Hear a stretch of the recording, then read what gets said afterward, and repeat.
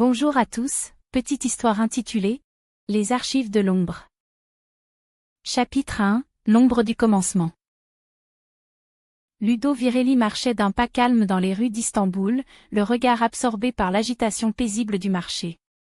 Des voix s'entremêlaient dans l'air chargé d'épices, et rien ne laissait présager que cet homme discret aux lunettes noires et au manteau léger n'était pas un simple touriste.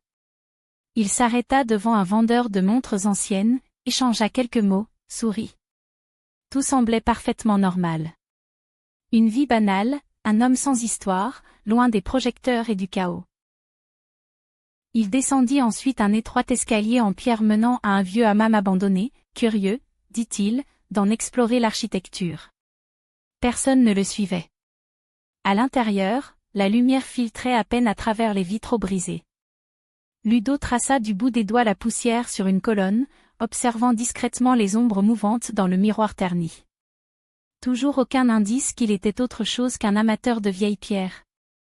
Pourtant, derrière ce calme apparent, chaque geste était calculé. Et chaque pas l'amenait un peu plus près de ce qu'il redoutait. Un grincement soudain retentit derrière lui. 3 hommes, cagoulés, surgissaient de la pénombre.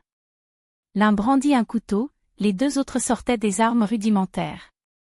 Sans un mot, Ludo pivota, esquiva le premier coup de lame et brisa le poignet de son assaillant d'un mouvement sec. Le second homme tenta de tirer, mais l'arme s'enraya. Trop tard.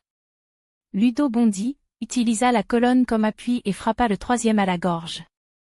2 secondes plus tard, le silence retombait. Ludo ne tremblait pas. Il ne transpirait même pas. Le 3e homme tenta de ramper en arrière. « Qui t'a envoyé ?» demanda Ludo d'une voix glaciale. L'homme bafouilla, refusa de répondre.